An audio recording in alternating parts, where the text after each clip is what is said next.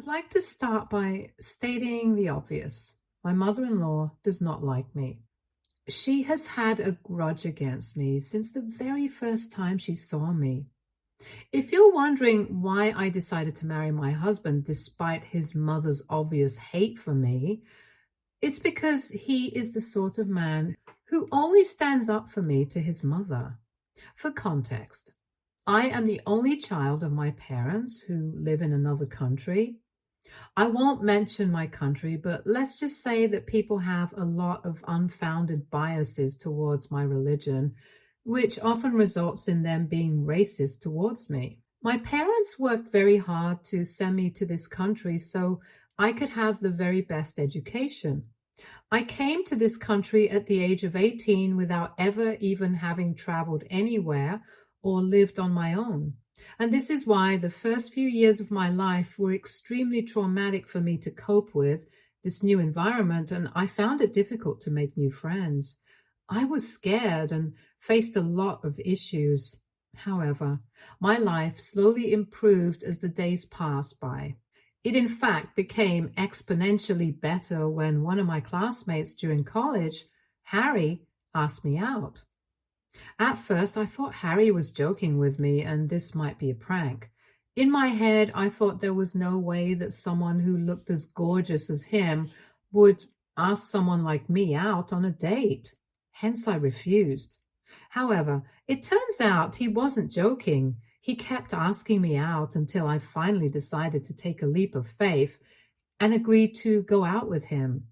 Thank God I did, because from the very first date, I knew he and I had a special connection. Harry is very different from the type of men I had grown up around back in my country. He has always been a gentleman right from the start and makes me feel very safe and comfortable around him. Little things he did made me fall in love with him. Like he would wait for me every day after classes so he could walk me back home.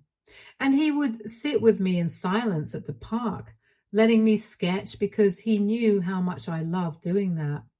And we would go out for a walk around the campus every night after dinner, just talking and vibing. Slowly and slowly, I started to open up to him about my childhood, my family life, hoping that he would not judge me, and luckily he never did. Harry's life and mine were quite different, as you can guess.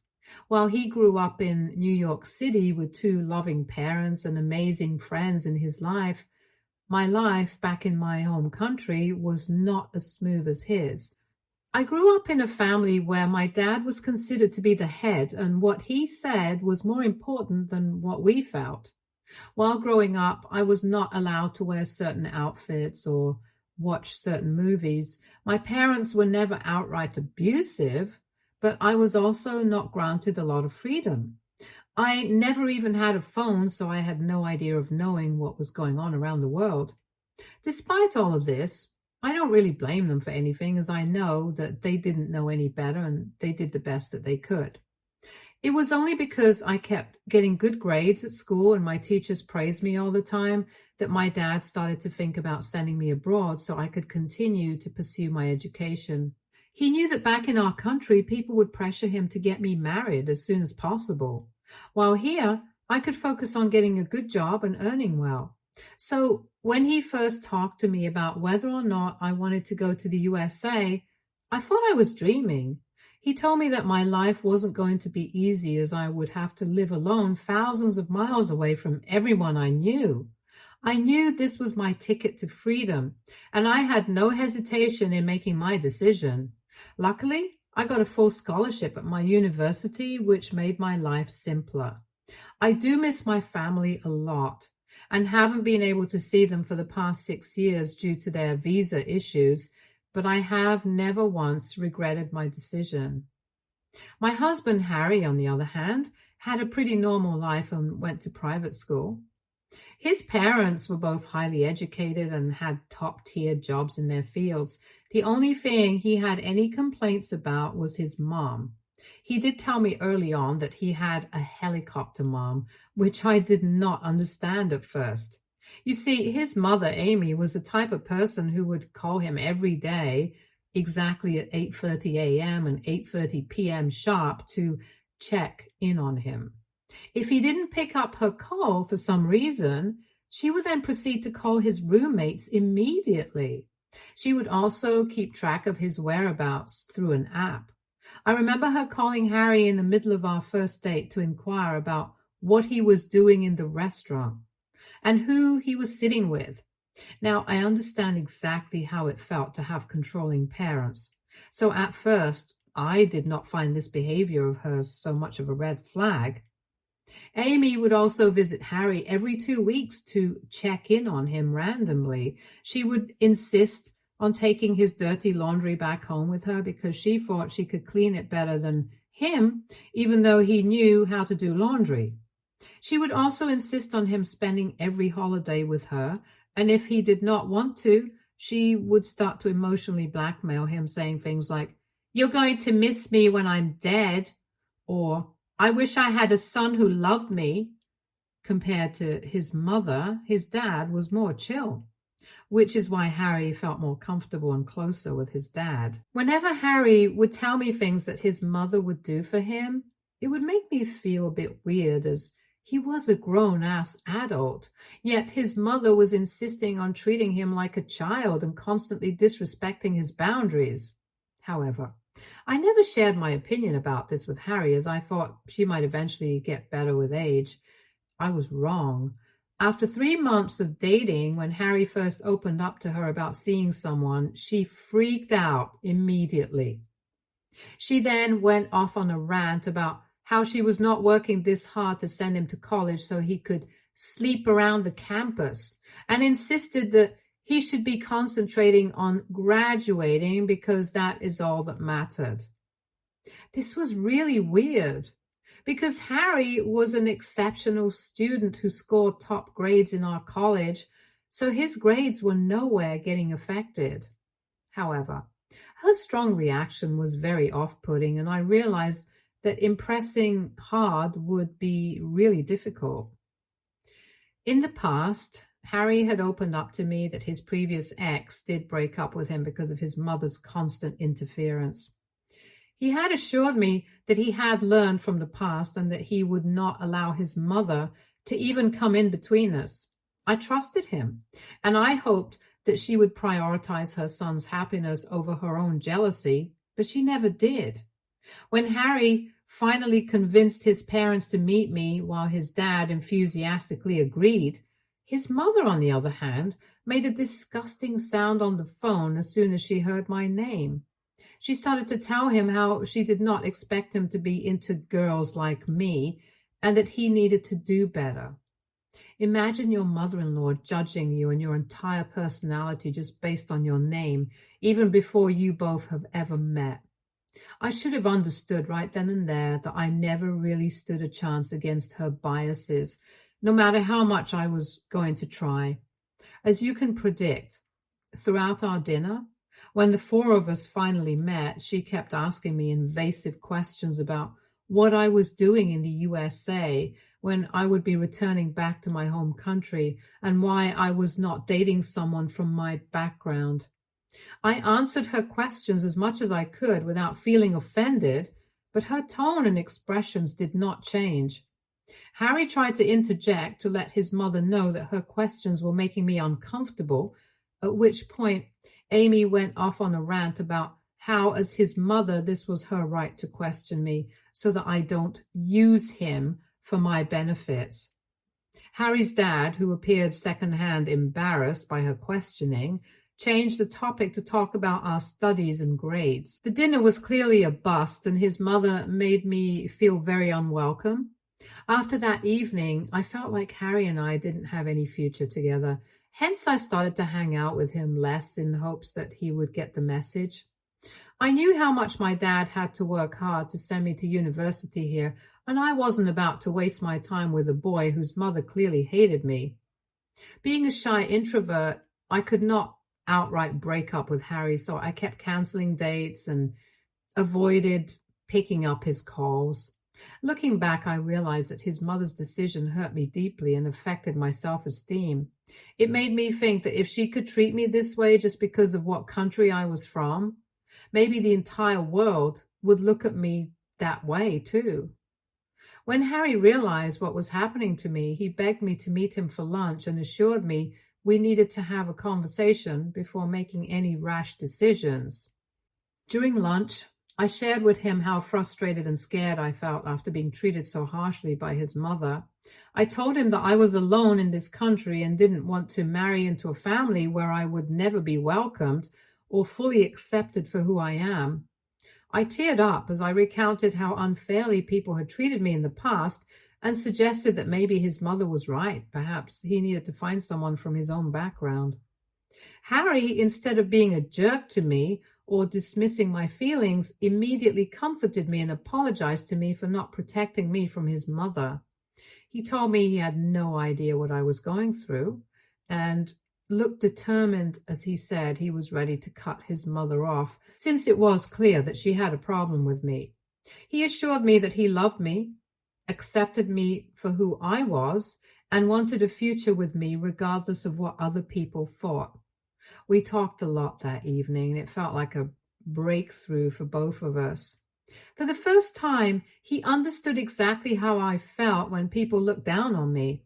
Ever since then, he has been very protective of me. True to his word, Harry asked his mother to stop inquiring about his love life and made it clear that he was never going to break up with me, so she needed to keep her feelings to herself. They continued to meet for dinners, but he would go alone and keep their conversations focused on his grades. I was really glad to see him setting clear boundaries. When Harry and I celebrated our second year of dating, he told me he had been talking about me to his grandmother a lot and that she wanted to meet me. I was nervous because I didn't want our meeting to be as terrible as it was when I had met his mom. But Harry assured me that his grandmother was quite different and would never treat me that way. I remember meeting Harry's grandmother, Deborah, at her house. She was so warm to me right from the beginning. It had been a while since I had seen my own parents or grandparents, so when Deborah hugged me, her touch felt so comforting that I didn't want to let go. Deborah's kindness was exactly what I needed.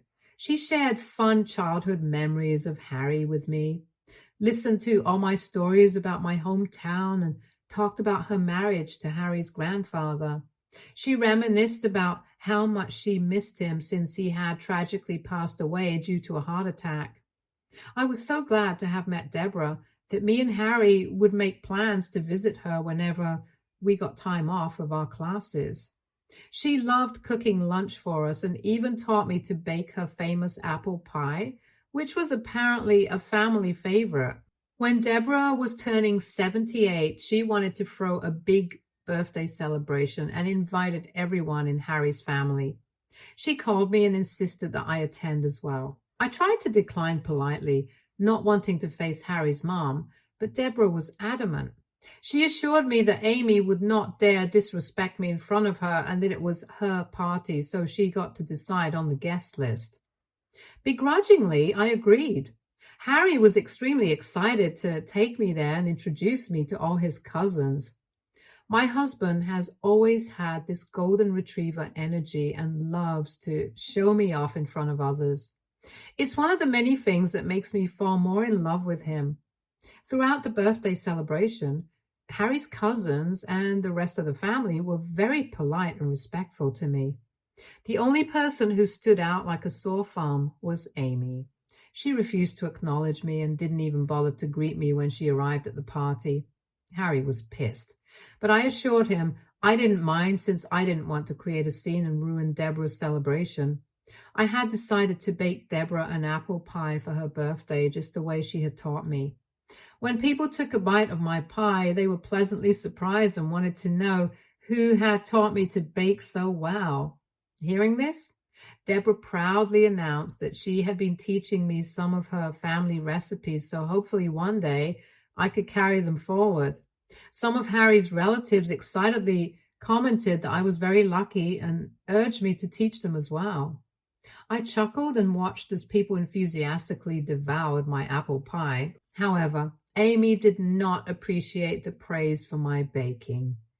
After taking a bite of my pie, she declared that it was mediocre at best and suggested I needed to up my baking game if I wanted to keep my husband happy. Harry swiftly retorted that I had baked a pie better than she ever did, so clearly he was going to be very happy with me in the future. A few people chuckled awkwardly as Amy shot us a glare. Feeling uncomfortable with the tension, I excused myself from the conversation.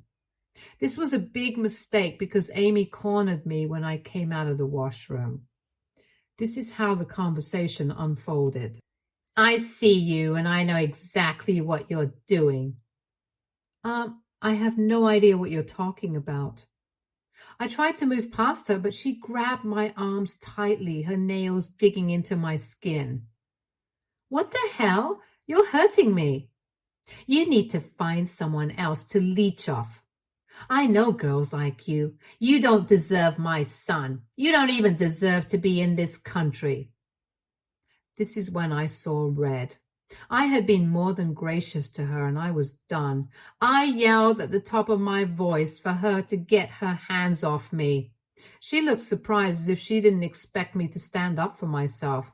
Then I told her that her son, Harry, was the one who had pursued me for days before I had even agreed to go on a date with him. I recounted how I had wanted to break up with him after finding out what a monster she was, but he had assured me that he wanted a future with me.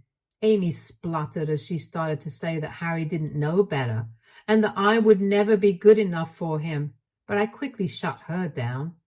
I continued telling her how I achieved good grades just like her son and how I attended the university on a full scholarship, so I did not need a man whatsoever to do anything for me.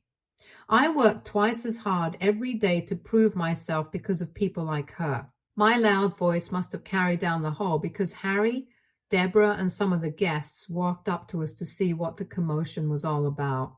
I was so enraged that I just didn't care, and I continued yelling at Amy at the top of my voice. Deborah tried to calm me down and asked me what had happened, and I explained how Amy had cornered me alone, accusing me of somehow trapping her son. Harry and Deborah turned to look at her, absolutely furious. Harry expressed his embarrassment at having a mother who spoke this way and declared that he didn't want to talk to her after this. Deborah firmly demanded that Amy leave her house, which shocked everyone, including Amy. Amy attempted to justify herself, claiming she was just worried and that people should be cautious around girls like me. However, Deborah reminded Amy of her own shortcomings and pointing out that she was just a college dropout. She suggested that if Amy had pursued higher education and secured a job, she might not speak in such a judgmental manner. Amy's face reddened in embarrassment, and Harry's dad escorted her out of the house to prevent any further conflict. Everyone's mood was totally ruined after this. I apologized to Deborah for losing my composure around Amy. However, Deborah reassured me that I had done nothing wrong and encouraged me to stand up for myself. She advised me that I should not let anyone talk to me this way and that I was a good person. Hearing her kind words brought tears to my eyes, and I gave her a hug. Deborah was truly something else. Ever since the party, Harry's relationship with his mother never fully recovered. Despite her attempts to reach out, he refused to engage with her, only communicating with his dad. I respected Harry's decision and chose to distance myself from his mother as well. I was grateful for Harry and Deborah's support during the confrontation, and the three of us continued to meet as we usually did. When we were graduating, Deborah proudly cheered for me, which meant a lot to me since my own family couldn't be there. Until then, I hadn't mentioned Harry to my family because I knew they could be strict. However, once I graduated and got a job, I felt confident enough to share everything with them, and surprisingly, they were happy for me. Harry and I lived together for a while, and he surprised me one day with a sweet proposal. We often went on hikes together, so he chose the perfect sunrise moment to pop the question. I had absolutely no doubts while saying yes to him. I knew Harry was the kind of man who had loved me right from the start and had always prioritized me. The engagement ring he presented me was stunning, and I couldn't help but wonder if he had overspent. However, Harry revealed that the ring originally belonged to Deborah's sister, kept as a family heirloom after her passing. Deborah had given it to Harry so I could have a beautiful engagement ring. Later, when we called Deborah to tell her the happy news, she was overjoyed and blessed us with a happy future together. Later, I FaceTimed with my parents to share the news, and they congratulated us warmly. It was a surreal moment, and I couldn't have asked for a more perfect proposal to start this new chapter in our lives. We excitedly started planning for our wedding. The only person we were worried about inviting was Harry's mom. Harry was more than clear to me that he did not want her there, as he did not want to take any risks about how she would behave around me. However, when his dad found out about our engagement and our upcoming wedding plans, he begged Harry to give his mother a second chance, telling us how she had been going to therapy and seemed to have changed since that incident. Harry did not want to believe it, but his dad seemed very confident. His father emphasized how it would deeply hurt her if she was excluded from the wedding.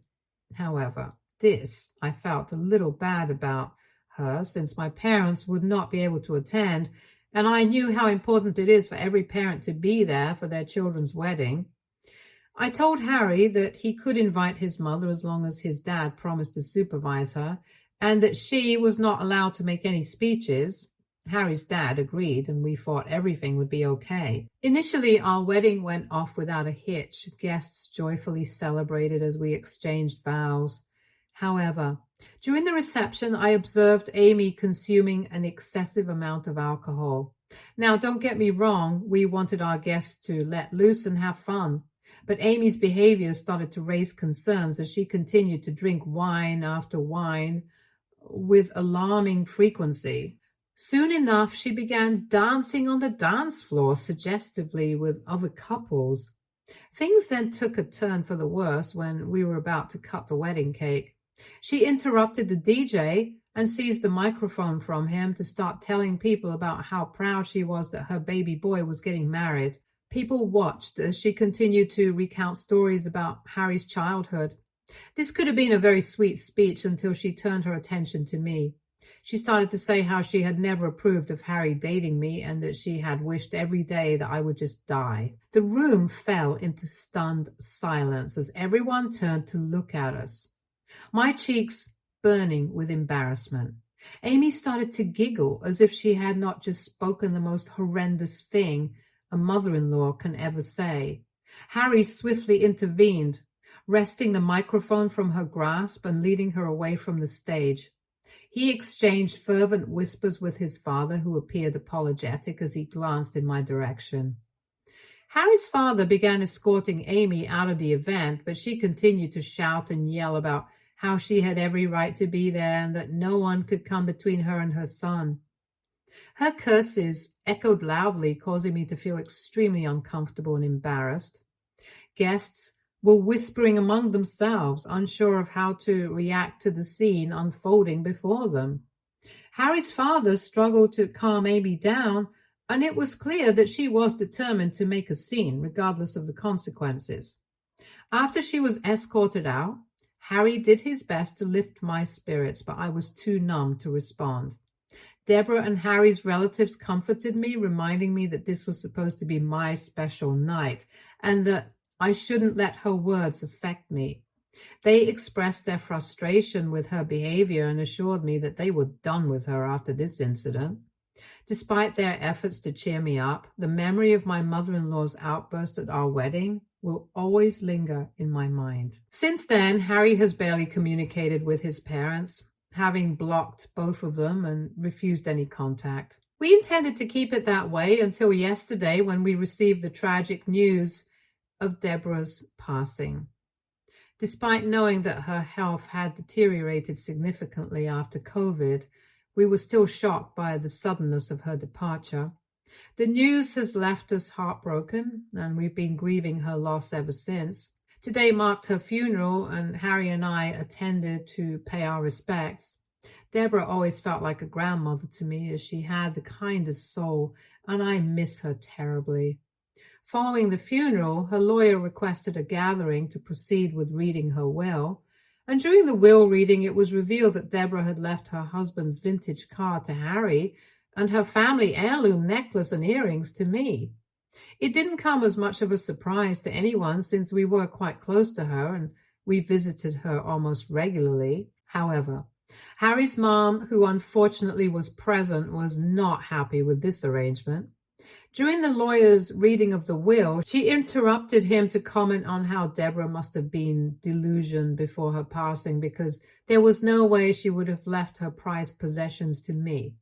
Without missing a beat, Harry retorted that Deborah loved me and she had no right to speak about our relationship.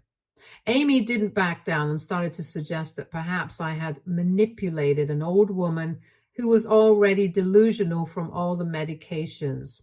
She insisted that I hand over the jewelry to her so it would stay in the family, and proceeded to comment on how my family might steal them and take them back to my home country. I was so pissed that I was ready to chew her head off, but before I could speak, my husband intervened. He stood up swiftly and confronted his mother, telling her outright that his grandmother never loved her, which was why she had been left with nothing. He pointed out that her jealousy towards me was because she was not as well liked as I am. Amy spluttered in disbelief, but Harry continued, firmly stating that her repeated disrespect towards me would not be tolerated. He made it clear to everyone present that out of the both of us, it was me who earned more than him. Now, this was true. My field was rapidly progressing, and I had been promoted twice in the past 2 years. Harry's dad tried to interject and tried to calm both of them down, but Harry wasn't having it. He continued to address his mother, highlighting the fact that just because my family lived in a different country did not equate to them being financially inferior to anyone present, and that she had no right to belittle them. He didn't stop there. He went on to assert that it was she who should feel ashamed for never having a job all her life, while hypocritically passing judgment on others who were doing better than her. My husband's eyes burned with anger, and it seemed like he could continue ripping her apart, but I intervened, gently touching his arm to hold him. Amy scoffed disdainfully and stormed out of the room, unable to hear the truth any longer. Everyone appeared surprised yet impressed by Harry's speech. I think everybody knew this was long coming, especially after witnessing Amy's continuous disrespect towards me. Harry's dad tried to talk to him, but Harry was in no mood to listen. We had to leave the funeral early, but I don't regret the way my husband stood up for me against his mother. I am glad he put her in her place, but apparently my friends don't agree with this. When I shared the incident with them, they thought I should have stopped Harry and suggested I owed my mother-in-law an apology, as she might be upset. One friend even suggested that I might change my mind once I have kids of my own and face a similar situation where I might not approve of who my kid dates. All of this has made me overthink, so I wanted to know if me and Harry are really the a-holes for how we behave towards his mother. Update 1. Thank you everyone for reaching out to me and also commenting on this post. I admit that when I posted this, I was a bit emotional, as I did feel guilty about how things turned out, but after reading all your comments, I'm even more glad that my husband stood up for me. I can also empathize with so many of you who have terrible mother-in-laws like me. I wish she was a bit more open-minded and at least gave me a chance to prove myself, but she clearly never did. I am done feeling sorry for her, and I will also let my friends know that. Harry is not a child, and we are currently married, so if his mother can't accept our marriage and my family, then it's her loss. Update 2. Wow, my post has gone viral, and one of my friends came across my post. She forwarded it to our group text, and the rest of my friends have been reading the comments. They all feel bad after reading my story and have apologized to me since. I guess they didn't exactly understand the magnitude of how hurtful Amy could be until they actually read my post. I appreciate their support and understanding, as it is normal for people to have disagreements. But what truly counts is how they acknowledge and address them to move forward positively. Update 3. To everyone asking about why my family has never visited me, I did not want to share this earlier, but the reason my family hasn't visited me until now is because it's been challenging to get their visas approved. They attempted once, but unfortunately it was rejected and it was quite costly for them. But this year, Harry and I are planning to visit them. I miss them terribly, and I can't wait to see them soon. Harry's mom and dad are still blocked, so they haven't disturbed us any further. We typically avoid family events, especially now with Deborah's passing, so there's no chance of running into her. Also, some of you were curious as to why Harry has cut off communication with his dad as well. It's because his dad clearly doesn't know how to handle his mom, and if he continues to talk to his dad might try to guilt trip him again to fix things with his mom. We're so done with her toxic drama that we have no choice but to cut them both off. I hope this answers all your questions. Stay tuned for more stories from Argo Relationships.